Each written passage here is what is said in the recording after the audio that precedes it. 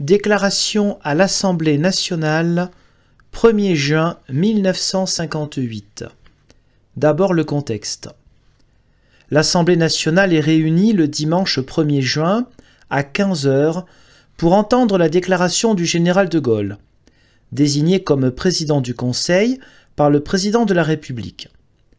Après avoir donné lecture de ce texte, le général de Gaulle se retirera. La confiance sera votée par l'Assemblée en début de soirée par 329 voix contre 224.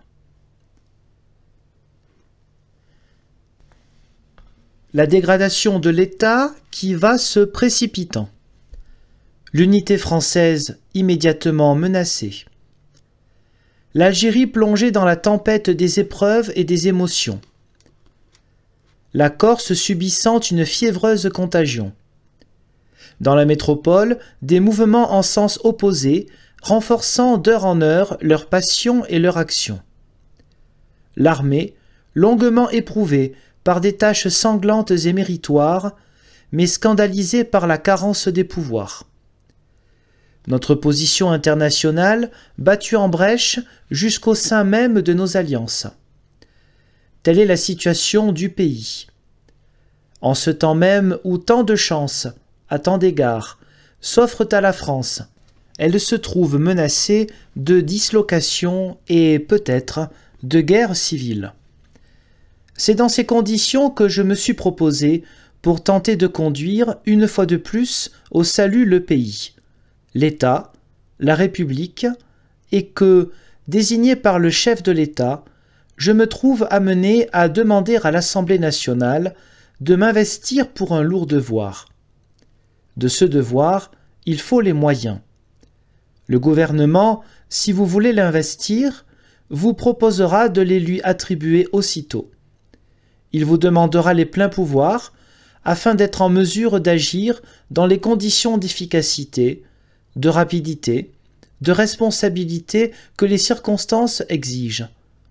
Il vous les demandera pour une durée de 6 mois, espérant qu'au terme de cette période, l'ordre rétabli dans l'État, l'espoir retrouvé en Algérie, l'union refaite dans la nation, permettront aux pouvoirs publics de reprendre le cours normal de leur fonctionnement.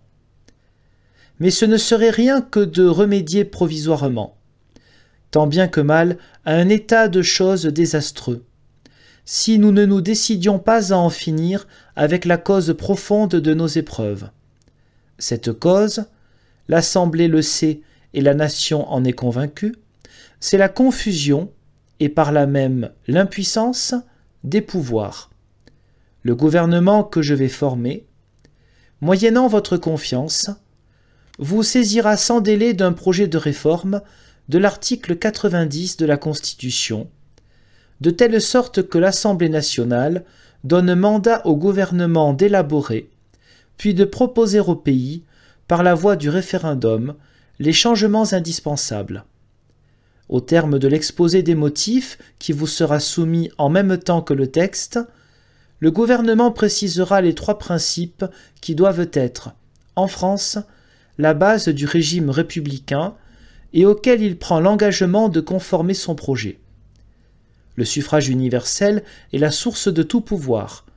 Le pouvoir exécutif et le pouvoir législatif doivent être effectivement séparés, de façon que le gouvernement et le Parlement assument, chacun pour sa part et sous sa responsabilité, la plénitude de ses attributions.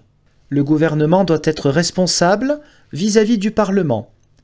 L'occasion solennelle d'organiser les rapports de la République française avec les peuples qui lui sont associés sera offerte au pays par la même réforme constitutionnelle.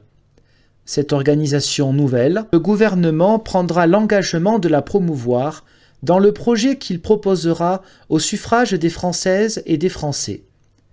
À partir de ce double mandat, à lui conféré par l'Assemblée nationale, le gouvernement pourra entreprendre la tâche immense qui lui sera ainsi fixée.